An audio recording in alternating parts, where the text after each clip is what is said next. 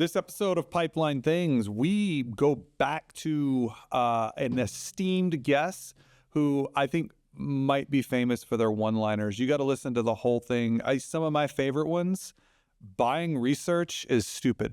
Was that how I said it? I think he said ridiculous. Ridiculous.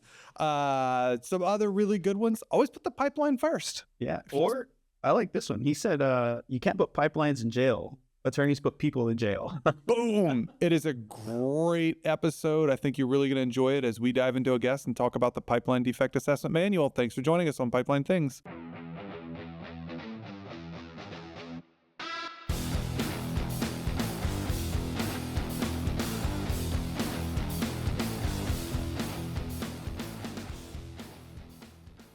All right, welcome to this edition of Pipeline Things. It's so good to be back, and I am really excited about this series that we're going to be doing with you guys. And I don't want to spoil it yet because I think I need to set the stage with a brief conversation with my co-host before we introduce the guest. Oh, we totally have to talk about the theme of the series, though. Oh, do you want to give it away? Deliver the baby? No, I don't want to deliver the baby, but sure. Like you and I both have, if y'all have listened to this podcast at least a couple of seasons, you'll know that Rhett absolutely is fond of failure files. Like he loves failure files, right? He digs in and he tells a story. It's like story. I call it story time with Rhett, right? It's so good. Mine was what I call the OG series because I love bringing on super cool people to the podcast and you guys getting to learn about them, meet them, and then potentially bump into them somewhere. And so for me, this is one of those where it's kind of like Sage Series 2.0 or like Original Gangsters 2.0. So I'm really excited about this series. That is, you did deliver the baby. That's the baby, which is totally okay. But part of the reason that I like this, right, is this concept. So for the audience, yes, this is a big part of our Sage, our OG Part 2 series. Is I like connecting industry people with people that they might not have an opportunity to meet with. Mm-hmm. And part of the reason is that it's amazing to me how quickly things are forgotten, right? And so this is what I mean. Like, Chris, I mean, we've been growing. We hired a couple of younger people, right? Yeah. Right?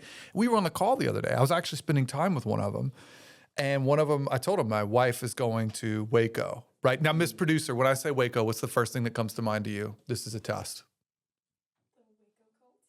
Oh, see, that is not what I was going to go with. When I say Waco, everybody, including our international audience in most cases, will say, oh, Chip and Joanna Gaines. Market, Chip and Joanna Gaines. And they tell me that. Farmhouse, baby, it's coming back. Yep, close second is how usually we'll get Baylor University. And I'm like, fair. Right. Growing up, if you'd have said Waco to me, that had a totally different meaning. I would have answered exactly what Sarah answered, which is David Koresh, Waco.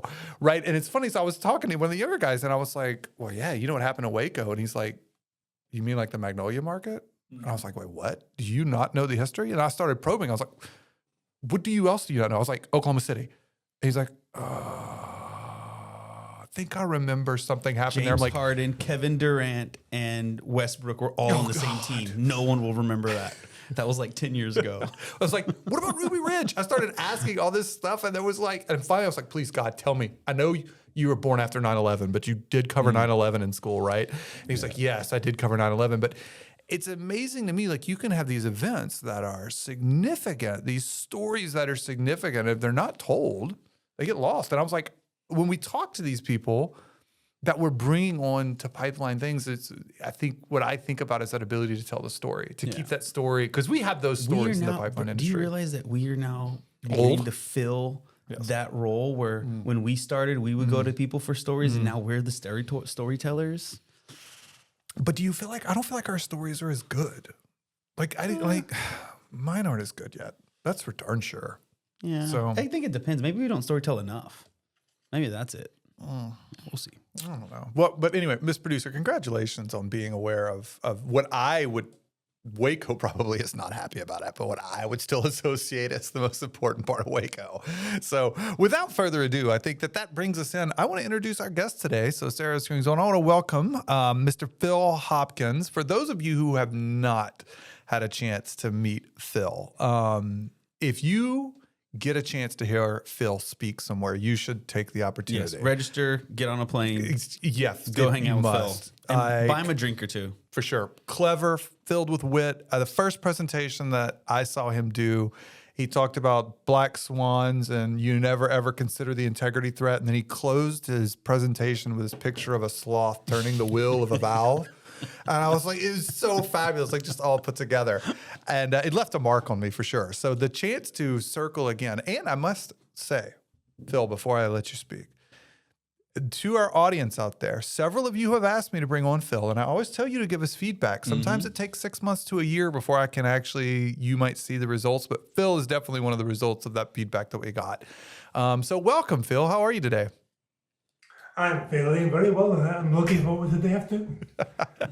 There's no swans, there's no monkeys. I'm on my own, except my cat. Okay. Yeah. Well, and depending how long this runs, maybe a cuckoo coming out of that clock. I've got, you like my clock, don't you? It's an Italian design, it's special. But it's only cuckoos on the hour, so we're safe for the next 55 minutes. Man, 55 would be a long time on the podcast. It's tempting to try and do that. I don't think I can push it that long, though. Well, Phil, I'd like you to take a moment. I think it's safe to say that certainly on the U.S. side, I think many people have probably never had the chance to meet you or the benefit of hearing some of your background. Would you tell us a little bit about who you are, where you came from, and how you found your way into the pipeline industry? Well, my name is Phil Hopkins. I'm an independent consultant for pipelines based in the UK. I worked for the pipeline company British Gas, then the consultants Andrew Palmer Associates, then the consultants Pensville Limited. For the past 11 years, I've had my own consultants there. So that's my very brief background. And I've spent a lifetime working with old pipelines, mainly North American and South American pipelines. So most of my work has been in the Americas. So if you have corrosion, dents, gouges, buckles, whatever in your pipeline, which you have, I'm the person to contact. So how did you find your way? When did you start in the pipeline industry? And how did you find your way into the pipeline industry? I started in the very late 70s. And that was the time, you say about forgetting memory. That was the time when we didn't have any tools, no computers. The best thing they had was a slide rule, flexi curve, and we were assessing defects in pipelines. And there was a lot of judgment. There was no publications. There was some very good research, certainly from Battalion America, very good, but it wasn't collated. So we were very much on our own assessing defects. And it was a lucrative position to be in because you were one of the few. Now there's many, and there's many documents. But in those days, there were no real documents. And we had to make judgments on many things, including pipelines, pressure vessels, pig traps, filters, you name it, they had problems. The only good thing was they were relatively modern. And the inspection wasn't that great. So they couldn't find cracks, for example. So we avoided assessing cracks because they couldn't find them. They were there, but they couldn't find them. So it was exciting. It sounds like we were glad different it time. didn't get published. A whole different time. You know, one thing you said that I realized people might not appreciate, British Gas. That is an entity, like there's a few, I call them mafias that exist in various places where lots like of an era. people. Yes, Yeah. like you alluded to one, Battelle. Battelle was a birthplace of a tremendous number of names in the pipeline industry. Yeah. But British Gas is no slouch. They introduced a lot of technology and formulations into the pipeline industry, probably more than most Americans even realize when we hear that name. So... You know, Rhett, the strange thing then was that all organizations had their same research organizations. So Exxon, Chevron, Total, they all had big research groups. And I was in the research group and there was 3,000 of us, 3,000 people in research. So it was a great time to be a young engineer. Now there's none. Because we don't need it anymore. We don't need to advance. We've moved past. Why do we need 3,000 researchers anymore? That's well. The thing is, the thing is, we've advanced in many areas like inspection, but we haven't advanced in assessment. We're still using methods based in the 1960s and That's 1970s valid. on inspection methods that are 2026. There's a big, before it was assessment was above inspection. Now it's the other way around. So we're falling backwards. Question on personal preference, right? So you started back in the 70s and you see, it sounds like, you know, information was golden back then, right? That's what made you special. It's like, hey, call that guy. He's awesome. But now we have a bunch of AI tools like co-pilots where all this information is at typing a keyboard. Which era, if you had to do it all over again, would you be in if you had to do it all over again? You know, surprisingly, I think now is very good. I like AI. It's a great help. It would make my job much easier. So I think now is good. But in the past, to learn quickly, certainly in the 70s, 80s, you had to learn very quickly. And also, then people shared things, information. So the guys at Battelle would send us all their reports. No argument. Here's all data, and we would send all our reports. Oh, Gas de France, send all the reports. Today, people are very protective. You have to buy them, first of all, which is ridiculous. Having to buy research. I mean, that's crazy. I'm going to write that. Why research? Buying research is ridiculous by Phil Hopkins. Buy research is, well, we'll have some organizations in the U.S. that'll get a little bit out of shape. Just give it away. Just give it to people. What happens when you give stuff away, Phil? I'm very curious about this. What do you think would happen if you just gave stuff away? You get work. I think it's called Metcalfe's law. The more users who are aware of your work, the more work you get. That's valid. Based on electronics. So the more you give, the more you take. And that's a big lesson. We've given away so many things on training courses, free spreadsheets, free software, and the work comes back because people use it. And there's so many pipelines out there. There's so many thousands of humans. It's very useful to give. And that's why I've always published. Everything I've had, I've published. Everything I know, I publish. And the work comes back. So I'd bring it around. Speaking about publishing and research, the reason we wanted to talk to you today, I think, is a document that's not well known enough in the United States. I will vouch. The first time I heard about it was probably 2012, 2013. It was at an operator, and he referenced the document and said, "Why don't we bring this up and use it more often?" And that is, for our audience, the Pipeline Defect Assessment Manual, often abbreviated PDAM. If you've not heard of it, you're not alone. If you have heard of it, then you've probably utilized it. And the reason that we brought Phil on is Phil was instrumental in the development of that document. And so, Phil, if you don't mind, can you tell us a little bit about the origins of PDAM? And just so the audience knows, that document is very much still alive and well and accessible today. And we're going to talk about that throughout the episode. But Phil, where did PDAM come from? And can you give us a little bit about the genesis of that? Well, let me take you back 30 years to 1997. And I was running a small office looking at old pipelines full of dents and corrosion and gouges and cracks and buckles. For the record, I was in middle school, just so we're clear. I would have even known what a pipeline is. I like this. They're all safe, but they're full of defects. I would emphasize that. And I didn't, what was curious was all the clients had the same problem. They were all queuing at the door. We've got corrosion, we've got gouges, we've got buckles, we've got dents. And great, we took the work on, and more clients came, same problems. And one of the problems you have with that sort of repeat work is, and you guys will know this, is that it's lateral development for staff. It's not vertical. It's been done. So what staff want is vertical or new work. The old work is old work. So what the staff said was, well, let's produce a manual with all the methods in, spreadsheets associated with the manual, and the client can do the work. It's very easy. It's all published. So 3 of our really good clients, which was National Grid in the UK, Total, and BP, all put together $25,000 each. And we produced a manual called the Pipeline Assessment Manual, which contained a chapter on each defect. Could be laminations, could be spalling, could be corrosion.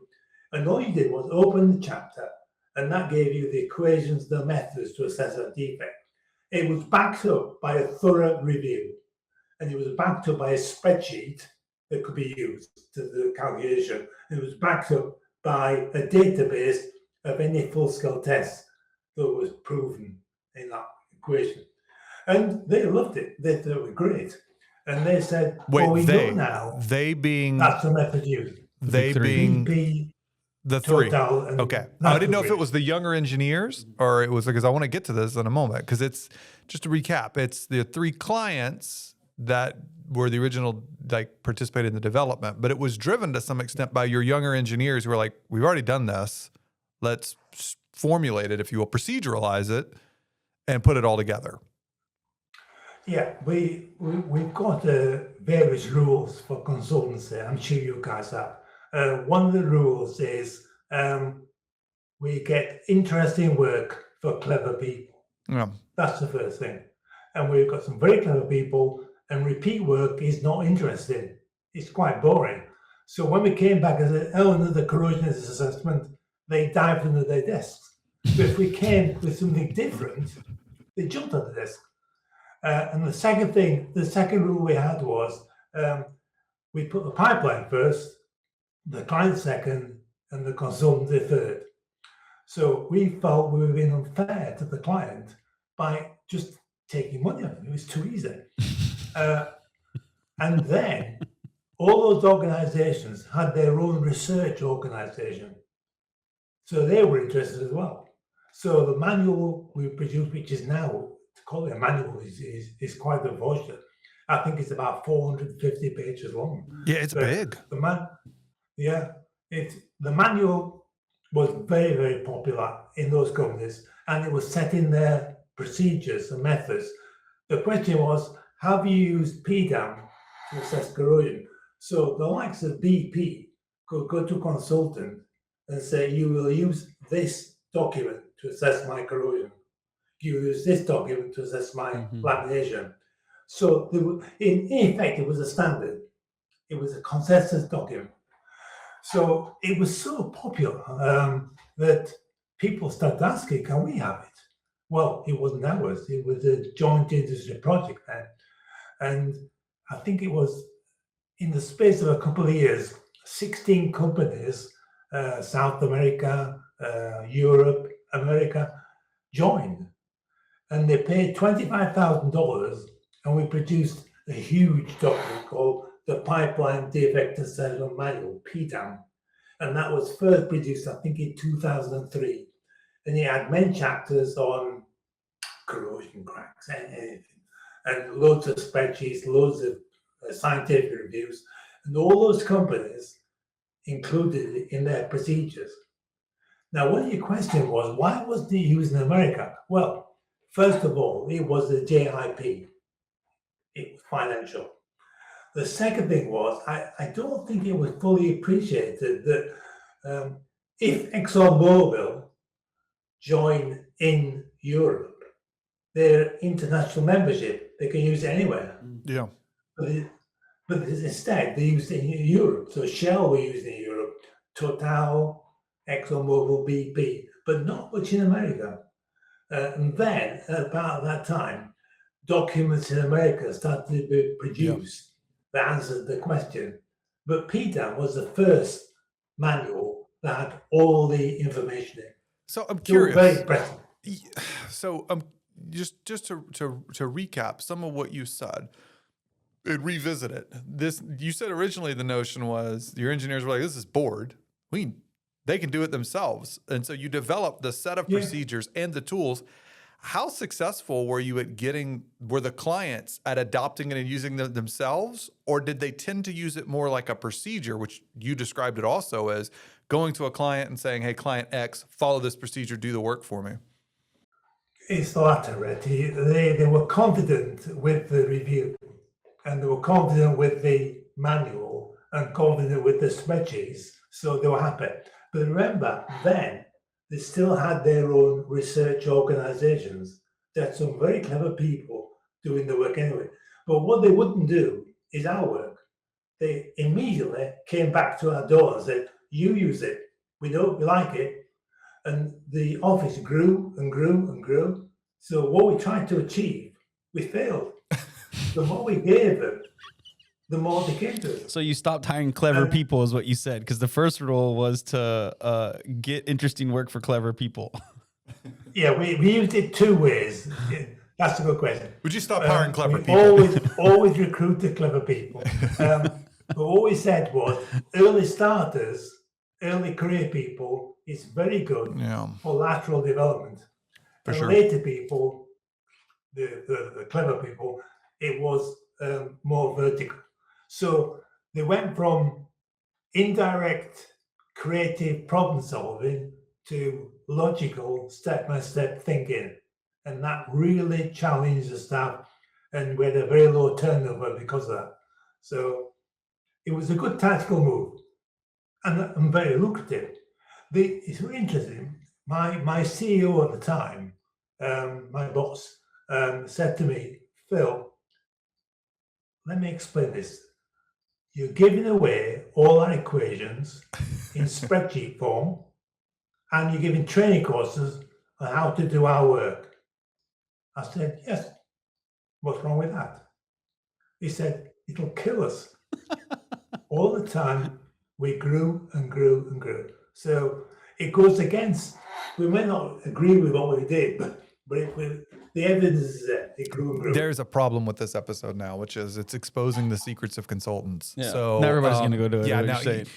because I get this, Phil. I get the same problem with my business partner because people will ask me to do training, and I do it for like next to nothing, sometimes nearly free, just because I enjoy it. And he's like, "What are you doing?" Chris is my business partner. Oh, get out of here. And my no. co-host, and he's No. like, "Why didn't you charge him more?" I was like, "Because I just get like." out of That's he's such a liar. Chris, everybody that's listening to this episode knows it's He's true. such a liar. Everybody knows it's true. We know. Oh, that's so much BS. Even Miss Producer is back there laughing. That She's is like, so "It's good. 100% true." Because if you do a training course and there's 20 people there, You get- there are 20 users. Yeah, it's exactly. You never lose. And I And find training is better described as marketing. It's marketing. It's not training, it's marketing. It's business Phil's development. calling me out. I can't argue. He's actually 100% This is- correct. Training is marketing. That This is true. podcast is moving Yeah. away from PDAM and its history into business consulting 101. This is consultants. They're really just. I'm trying to do you guys out business. So what's I'll succeed. what's funny about that, right? Is I feel like the sentiments haven't changed, Phil, in 30 years. The problems definitely haven't changed, right? Yeah. The same challenges exist: dents, buckles, wrinkles, cracks, corrosion. It's all the same, and I still get the same. Dents are a big one. Again, dents have come full circle with 192.712, and the number of people that have said, "Look, we want you to train us to do it internally." Bending strain's another really good one. People have asked me, "I want to train you to do this internally." And I'm like, "I can show you everything. I will sit down with you for hours. I will give you our software if you would like to purchase it so that you can do it."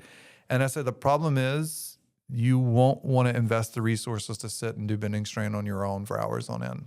I was like, you won't. Or you won't get time-consuming. comfortable Yep. with wanting to take on the whatever, I guess, perceived risk or real risk of owning the assessment. Well, that and having a dedicated resource on something, people say that they want to do it until they start doing it, and then you find they don't want to do it.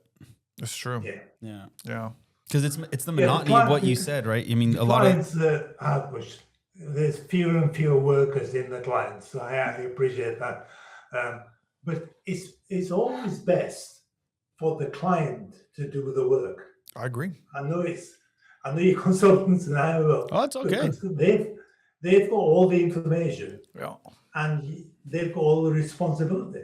So yeah, all we can do is offer. we normally see it kind of two ways and not necessarily split down the middle, but as a consultancy, they'll reach out to us and say, "Hey, we have this problem. Can you help us solve it?" And so we'll solve it. We'll help them stand up a procedure. And then many times they do go away and they own that, right? So we help them tackle a new approach. But then there's the component of where I call it peak shaving or risk management, right? Where they may just have a workload that just comes in, it overwhelms their resources and they need to delegate some of that out. Or two, it is more cost effective for them to sub it out because we're more efficient at it. But if we can, Phil, I want to bring us back just a wee bit to PDAM. I got a question for you. Here in the States, we often find that incidents are the catalyst for us to see change in how we do things. And when you said, 1997 to, early 2000s, one of the big things that came to my mind was Bellingham here in the States, which then led to a 1-year sprint for ASME to make B31-8S. So within one year, they drafted and published the first version of ASME B31-8S, which was in 2001. Was there a similar drive? I mean, I don't think there was, but I wanted to ask, right? So, I mean, you said it was a JIP by proactive operators, but was there anything happening in that era that really drove it to go from 3 operators to call it 16 operators in that 97 to 2000, I think you said 3 version? Or was it all people being proactive? It was the latter. Well, first of all, I was an expert witness on Bellingham, so I know it very well. And we were aware of the problem. And it was I'm saying a good example. It was an example of where PDAM could have been used. And I think one of the people involved in Bellingham, he came on my course. So he had the tools to assess the defects. But before the incident. Yeah. He was on your course before the incident. Yeah. Wow. He applied correctly most of the information. But I think it's a fair question. At that time, the big change occurred in really the 70s and the 80s. In the 70s, the intelligent vehicle, the inspection tools started to be made. In the 80s, ASME B31G was brought out. So all of a sudden, inspection and corrosion became very famous. They could find it. We couldn't find it before. We didn't know about it. We had to dig a hole. It's a long hole for a pipeline. And so by the time the 90s came, all of a sudden, what had happened was they were finding the defects and they wanted to sort them out. And at the time, all the big operators and all the big companies like Shell, like Exxon, were losing staff. They were losing their research organization.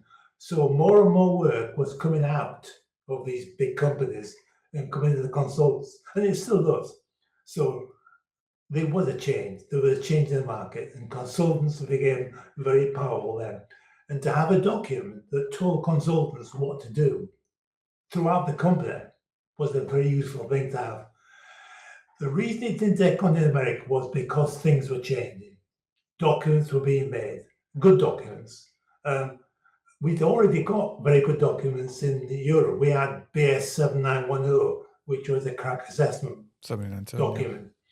Yeah. And you had then the old API 579, same thing.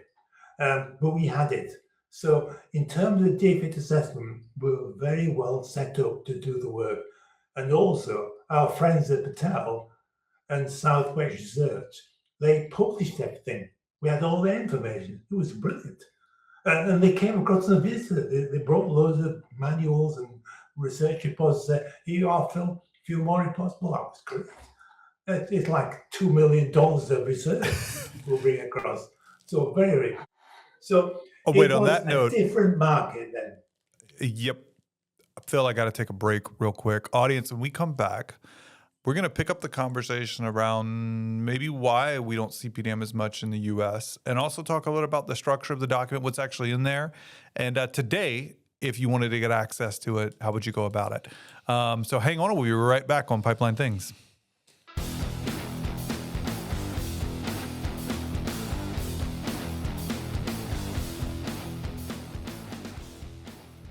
All right, welcome back to Pipeline Things. While we continue our conversation with our guest, Dr. Phil Hopkins. Is it doctor? Did I say that? Or no, is it just Phil Hopkins?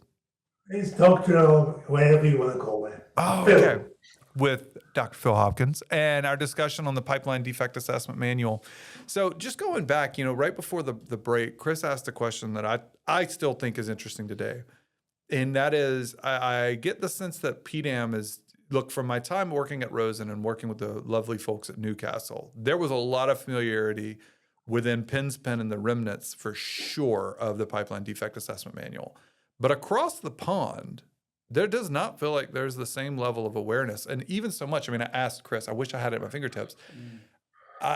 Like whenever we talked to people about 31.8S and the development, which was happening around the same time, like it almost like 31.8S could have grabbed large portions of PDAM.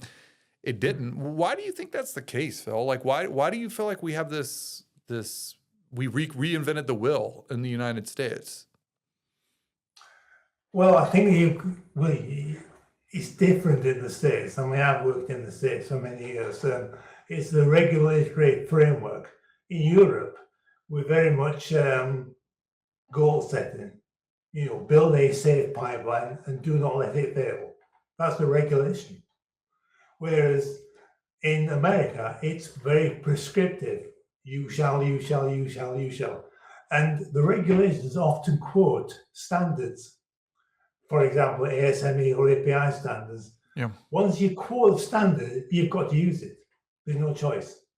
In Europe, it's very goal setting. There's nothing quoted. So in France, in Germany, in Netherlands, or in UK, you can use what you want as long as it's safe. The good thing is that if you set goal-setting regulations, it's on you. It's as simple as that. It's on you. So you must be right. So the PDAM in Europe was really well set up. But in America, it wasn't quoted. So, plus, I've got to say that some of the documents you quoted are very good. API 1160, 1183, they're all good. So you were drip feeding into the regulations, the guidelines that PDAM was already quoted in Europe. Yeah. So it was slow because of a different market. Not so much different people, but it's just a different market. So you mentioned, I think when I look at PDAM, you said earlier like 400 pages. I can't remember. I think it has like It's more than 450. 20 or Is something it more? sections. Yeah. It's a lot. It's got a lot of sections. What I'm curious about there is probably the closest equivalent I would say is 579, but this is like, Yeah. whereas 579 is broadly fitness for service on anything and everything, including pipes and other equipment. PDAM's 450 pages focused on pipelines. Where do you think today, where do you think some of the best sections of PDAM are, or maybe some of the hidden gems for our audience? Well, PDAM is a pipeline-specific document, pipeline. API 579 is chemical industry, and BS 7910 is welding. But PDAM is the only one, as it says, is pipelines. So everything to do with it is pipelines, nothing but pipelines. And you know yourself that pipelines are quite special because they're thin, pressurized shells. So you've got to put down exactly what it is. And also, it's very much empirical based. So you need the test data. So PDAM presents all the test data. So if you want to do review, for example, DENS, you get PDAM. It's got all the full-scale tests. Just run it again and produce a better model. Because PDAM is always developing. I think there's 49 sponsors now. So 49 times $25,000 is a lot of money. And all that money is put back into the manual to increase the numbers. I think a good example of the benefit of PDAM is, for example, the revision 2 of PDAM, which was in 2016, contained guidance on fatigue. So there's specific guidance on fatigue, which is becoming very topical. Also, PDAM covers offshore pipelines. Offshore pipelines are not very well covered by No. anybody in America. Nope. Now, DMV in Norway, great organization, great company. So all you need to do is start off with a couple of pages, rough guidance, even quoting standards and regulations. And so PDAM really is looking at a pipeline only as a pipeline, whereas other documents necessarily have to be broader in perspective, like API to sell has to sell to other industries. But PDAM is not being sold. It's a sponsor say, we want more on fatigue in pipelines, please give it a chapter. So we research it, publish, and do it. Which is really funny. Like, two things I'm thinking of, like the cracking standard 1176. I don't remember when the first edition of 1176 was published. Do you remember when that was? But I feel like it had to be generally around that time frame that the first edition of 1176 was. And now API is, again, they're discussing doing a specific pressure cycling standard. And I'm like, we could go and grab from PDAM and what's already there for sure. So it's just making me laugh because I feel like it was circa 2016. That's what I feel like. I can't put my finger had on to be it, but circa that same it was time like frame. 14 to 16ish. And again, everybody on the podcast, you guys don't remember, but yeah, it's around there. Leave a comment. Yeah. You know, Text that's what it us. is. Yeah, subscribe and leave a comment. You guys got the date of 1160 wrong. So, Phil, I actually, this is more of a comment, but I'm curious about your reaction. You know, Rhett and I are often participating in the development of consensus standards here in the U.S., right? Whether it be ASME based or API based, and there's always such a significant component of the consequence of choosing certain words, or the consequence of putting a certain formula or approach, or not putting an approach in these, because of the regulatory environment that U.S.-based operations are subject to. And you said something earlier around, you know, European is usually more goal-oriented, whereas U.S. is more prescriptive-based. So kind of in that theme, I wonder, and I'm gonna ask a question. So, do you think that PDAM is a better technical document than American-based technical documents because of the spirit of it and because of the fact that you guys are less controlled by regulation? Well, I wouldn't say better. It certainly complements. I think 1183 is far bigger than the dense section in PDAM. You have to remember that, to be fair to the American operators, you've got 600 operators in America. I don't know, 600. Well, in Europe, you can fit them all in one room. You know, it's pretty simple. This is You the know, same do thing Andy this, Drake said. do And, that. on Andy's about how they had to go across the whole spectrum of operators. So in many ways, it's just different. It's just different. And I also like the American approach that the documents are very well written. Okay, you can't use them. They haven't got spreadsheets. They haven't got software free, but they're very well written. And because the standards, of course, they give you a choice. Say, here's 5 methods, choose one. Well, operators don't like that. They like a specification. You will use number 1. Don't think. Whereas PDAM said use number 1. Simple as that. But it's just a different market. I think it's a shame that PDAM hasn't been used more. Yeah, Because there are now 49 sponsors, which means it's been agreed by Shell, BP, Total, you know, all these big companies have sat on the committee and agreed to it. So we're wasting that.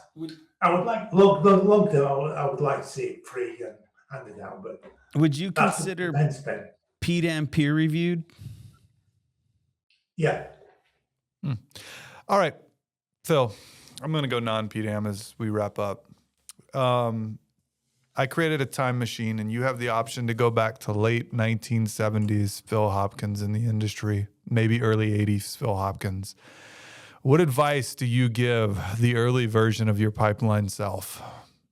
I might do this with all of our guests.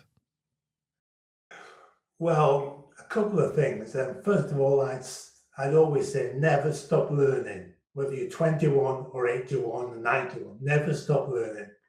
And there's so much out there. And the second thing I would say is always put the pipeline first. Mm. I know you shouldn't say that, but if you protect the pipeline, You protect the people. people. Yeah. I love Simple how as you're that. going to say that. And so I always think about the pipeline. I know it's a little bit against the grain, but I always think, what does the pipeline want? Because I think pipelines have got a bad name, and I will defend them. They'll say pipeline, oh, it fell due to corrosion, it fell due to dents. Well, it didn't. Somebody did something wrong. Mm-hmm. A person did something wrong. You can't put a pipeline in prison. You know, lawyers are very right. They pick on the people. He did it. He's the bad corrosionaire. He's the bad corrosionaire. And same as Bellingham. Bellingham failure back in the 90s was people-based. It's down as a dent. It's not. It's people. So I think in many ways, learn to protect your pipeline, look after the pipeline, and you'll look after the people. It can't be the other way around. Yeah, in the early days, I remember Jerry, he told me once, he goes, the pipeline doesn't care where you put it. And his approach there was, it's part of risk. We have to understand the consequence of a failure happening. But at the end of the day, you're an engineer, and if you do your job and you keep it from failing, it doesn't matter if it's in an HCA or non-HCA. Yeah, for sure. So, Phil, I just want to say, I don't want to go too deep on that. And the reason I don't is I was like, well, I could say It's just something. comment. It's just a comment. All right. Phil, I want to say thank you for taking the time to join us. I sincerely hope that this is probably not the last time that we hear from you. To our audience, what I would really encourage you to do again is if you get the chance at a JTM or a conference to run into Phil Hopkins and see him or hear him speak, Take the opportunity. Go up and introduce yourself to him. It's like, talking to one of the true OGs in the industry, and you'll probably get a really good witty comment out of it at the same time. And Phil, So- I would say thank you for accepting and coming onto the podcast. Again, this podcast only exists because we continue to have guests, and we really, really appreciate you taking the time out of your day to do this. And one message to the audience. Y'all heard it first here. Phil loves doing research for free, so y'all make sure y'all reach out to him and give him your best research idea. Well, if you do things for free, you'll never be poor. Yeah. All right. Well, to our guests, our audience, thanks for joining us. We will be back in a couple of weeks with our next episode. And this is Rhett and Chris signing off with our guest, Phil Hopkins. Thank you. This episode of Pipeline Things was executively produced by Sarah Etier, and I want to say thanks to my special co-host, Christopher De Leon, and our guest, Dr. Phil Hopkins. Thanks for allowing us to shoot at FORME Marketing's offices.